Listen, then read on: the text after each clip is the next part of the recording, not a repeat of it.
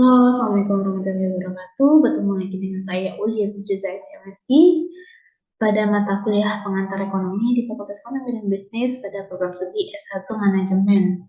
Saya bersama tim teaching saya adalah Ibu Dismentari dan Ibu Dr. Nani Ariani SMM ya akan pada pertemuan ke-11 ini ya atau video pembelajaran ke-11 ini kita akan membahas tentang agregat expenditure dan equilibrium output. Sebelumnya, pada pertemuan sebelumnya, yaitu minggu lalu kita juga telah membahas tentang bagaimana cara perhitungan GDP ya, baik melalui pendekatan expenditure ataupun pendekatan income. Nah, sekarang kita lihat ya, kita lanjutkan dengan pembahasan tentang agregat expenditure dan equilibrium output. Baiklah, untuk mempersingkat waktu video pembelajaran, nah kita langsung saja breakdown ya materi pada pertemuan ke-11 ini pada learning objective berikut.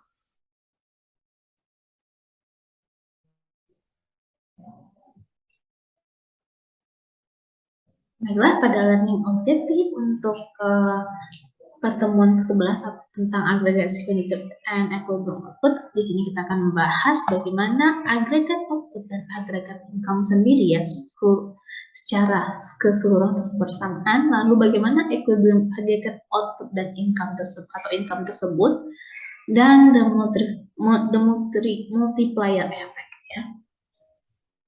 Baiklah, kita lanjut saja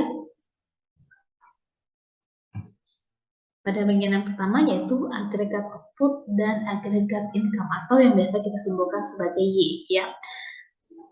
Variabel Y adalah combined term refers to agregat output sama dengan the agregat income. Jadi Y itu biasa kadang disimbolkan sebagai agregat output ataupun agregat income ya. The exact quality between agregat output and agregat income ya adalah tadi GDP ya.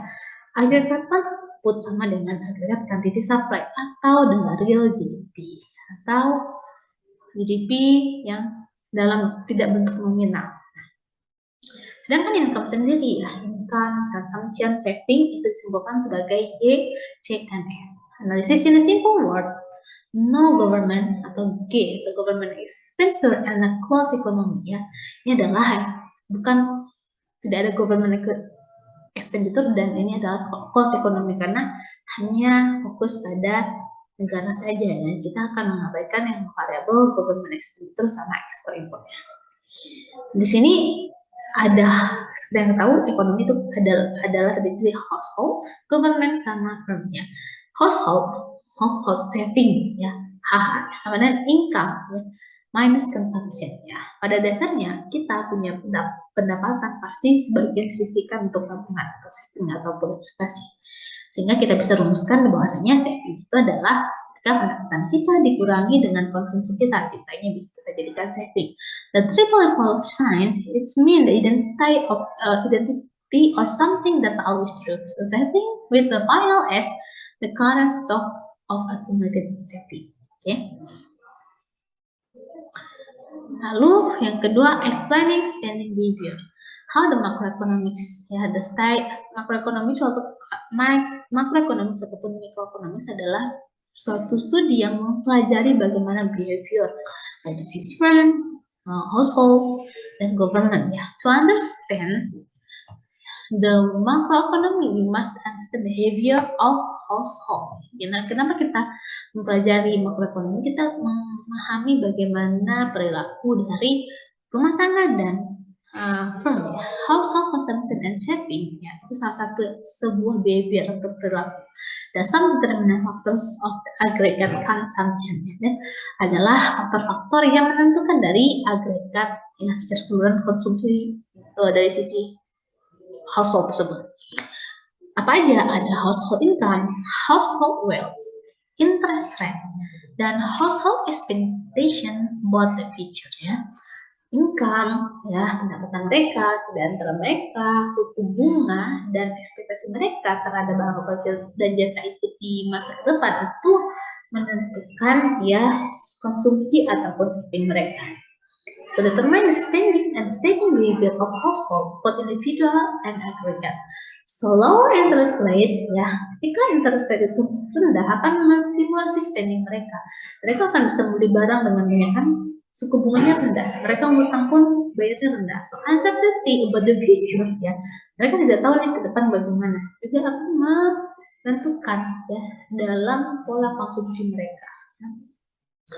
Nah, maka dari itu ya ekonom seperti Keynes menganggap bahwasanya consumption itu is directly related to this income, pasti akan ada kaitan erat dengan income seseorang. Nah, logikanya ketika income seorang bertambah, maka konsumsi seseorang juga akan bertambah. Benar atau tidak? Ya kan? Oke. Mari kita lihat bagaimana consumption function, bagaimana relationship between consumption and income. Ya, income kita sebutkan dengan Y, kita sebutkan dengan consumption and Y itu input ya. Bagaimana hubungan dengan konsumsi dengan output ya. Kita lihat kurva yang ini ya. The group interaction the C axis above the zero would not be zero. C is positive even an income zero. Jadi even ya seseorang itu tidak punya pendapatan ya, tidak punya pendapatan, tidak punya income, tidak punya Y di sini ya, pasti tidak tetap akan mengkonsumsi sesuatu selagi masih dia hidup ya kan. Karena itu dia punya nilai tetapnya, nilai konstannya. So for simplicity, aggregate consumption function is straight line. Jadi pada dasarnya rumusnya itu adalah C A tambah B Y. Yang mana ya?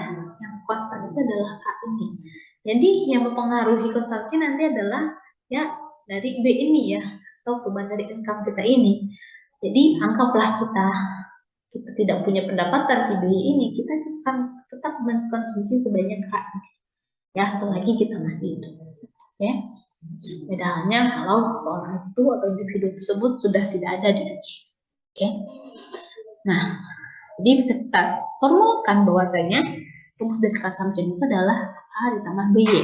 A itu adalah konsumsi kita yang konstan dan B itu adalah the slope of the line of function. Jadi kemiringan dari si fungsi tersebut ya. Seberapa miring fungsi tersebut ditentukan oleh apa? Dari perubahan dari konsumsi seorang dibagi perubahan dari income seseorang, atau kita sebut sebagai marginal propensity to consume, dan the fraction of the change in income that is consumed or spent. Nah, selain itu ada namanya marginal propensity to save ya. Itu adalah bagaimana hubungan antara perubahan dari saving seseorang dibagi dengan income seorang. Income can go to consumption or saving ya. Jadi kan rumusnya Y sama dengan C ditambah S ya. Nah, seberapa banyak proportion dari C atau S itu tergantung pribadi orang ya. Nah, sehingga bisa disimpulkan bahwasanya MPS ditambah MPC itu harusnya sama dengan 1. Ya. Kita anggaplah kita punya persamaan konsumsi seperti ini. Walaupun kita tidak punya pendapatan, konsumsi kita adalah 100 ya, barang seperti pangan ataupun sandang ya, atau pakaian ataupun perumahan. Nah, jadi sedangkan Y itu adalah total dari konsumsi ditambah saving kita. Jadi bisa disimpulkan adalah saving itu ketika income kita dikurangi dengan konsumsi kita. Nah, dari persamaan ini kita bisa turunkan ya seperti ini ya dengan tabel ini. Untuk lebih jelasnya nanti kita akan bahas tabel berikut ini di kelas ya. Anggaplah kita tadi nggak punya pendapatan, konsumsi tetap kita adalah 100. Lalu bagaimana saving kita? Berarti minus 100 ketika Y dikurang sama C. Dan kita turunkan sampai income kita naik menjadi 1000. Nah, di sini ya, kapan titik balik nolnya itu adalah ketika kita bisa punya konsumsi 400, income 400 dengan konsumsi 400, tapi kita masih belum punya saving. Dan kita mulai bisa men-saving itu ketika sudah memiliki income 600 dengan catatan ya, dengan menggunakan persamaan yang ini ya.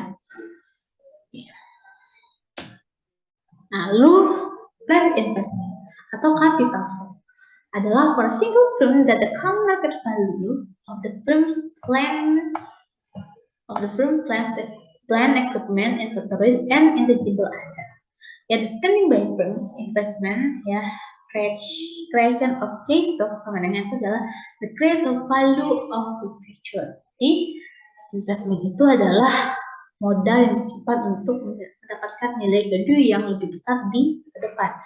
Investment purchased by firm of new building, contohnya new building, equipment, and additional inventories. Ya, itu akan nanti akan pada akhirnya menjadi sebuah capital stock bagi firm. Perubahan dari inventory, change inventory sama dengan the production minus sales, ya. Sudah belajar juga ini di pertemuan sebelumnya. So, most of the key stock of the clothing store sama dengan inventories unsold. Jadi, contohnya ya, kalian punya toko baju ya, tapi stok kalian itu apa? Adalah inventories kalian tidak terjual ya. Itu adalah juga bisa dikatakan sebuah modal bagi. Manufacturing firms have to end of inventories, ya. Dari sisi input dan final product itu perusahaan manufaktur, ya. Final produknya itu produk yang menunggu untuk dikirim itu juga masuk sebagai capital dari manufacturing firms. Inventory investment, ya, occurs when the firm produces more output than it sells within the given period. Lalu ada lagi yang namanya desired plan investment. This addition to capital stock and inventory that are planned by firms. So the plan investment is fixed. Ya, biasanya plan investment itu akan tetap ya dalam periode tertentu. But it's mentioned just as horizontal line in aggregate income. So actual investment, the actual amount of investment that takes place, it includes items such as unplanned change in inventories.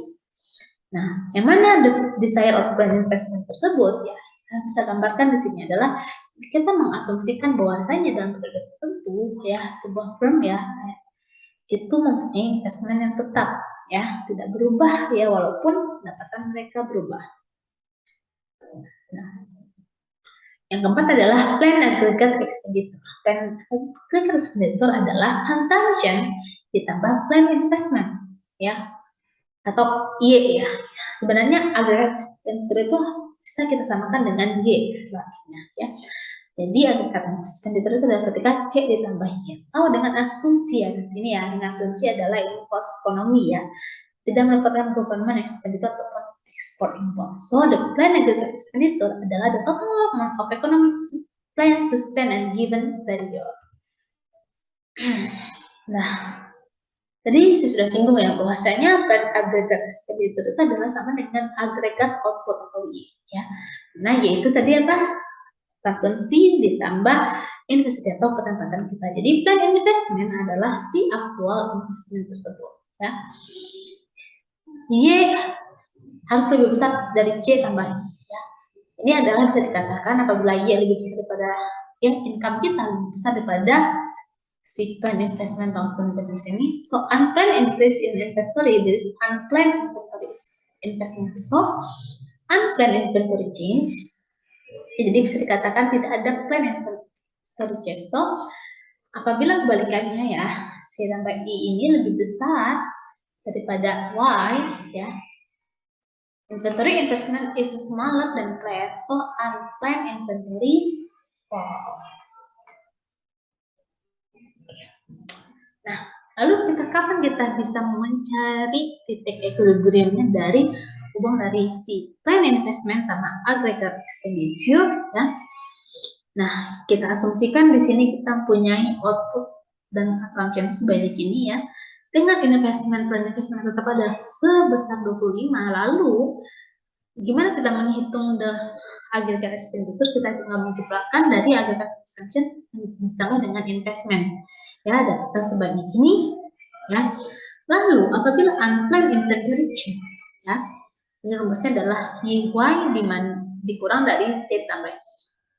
Nah, kapan dia menjadi titik equilibrium? Ketika output kita ya, yaitu sudah sama besarnya dengan agregat expenditure kita ya. Nah, pada apa dia di bawah ini ya, apabila AE-nya lebih besar daripada Y-nya ya itu bisa dikatakan ada ekspansi, di sini expansion ya. Gitu. Sedangkan di sini Apabila HR lebih kecil pada Y, ada adjustment.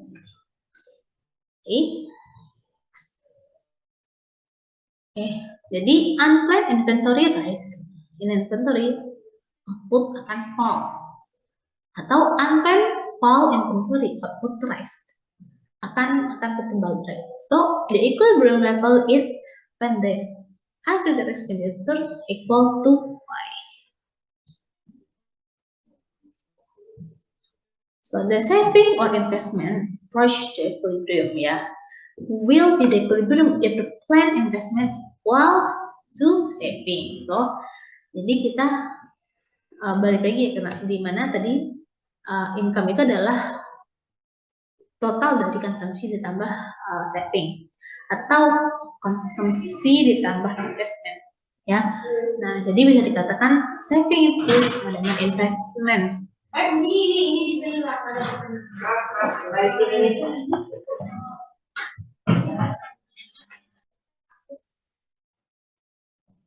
Jadi saving itu sama dengan investment ya. So output Y and income ya, itu sama dengan Y sama dengan konsumsi tambah saving ya. Jadi kita bisa gambarkan kurvanya seperti ini. So if the planned investment of firm sama dengan saving of household sama dengan aggregate expenditure atau sama dengan income ya, itu adalah equilibrium level.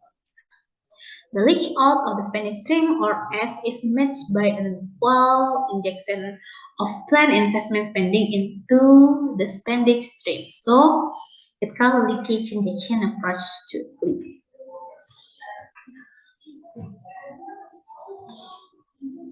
Lalu bagaimana adjustment to equilibrium ya? Firms can sell more than they produce if they sell some inventory when the planned aggregate unplanned inventory reduction have occurred as long as Y is below aggregate expenditure ya. Apabila di atas, input will fall until reach the equilibrium at the Y equals to aggregate expenditure. Nah, lalu bagaimana the multiplier effect ya? Multiplier is the ratio change in equilibrium level output to change in an autonomous variable atau in planned investment ya. Jadi perubahan dari investment dibagi dengan perubahan dari outputnya ya. An increase ya by 25 output and increase the multiplier akan juga menambahkan efeknya seperti. Jadi gini ya.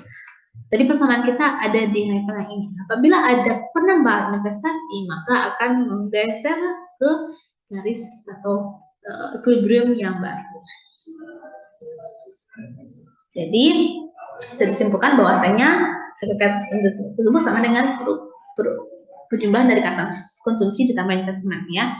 Apabila ada konsumsi atau ada investment di sini, maka aggregate expenditure akan bertambah.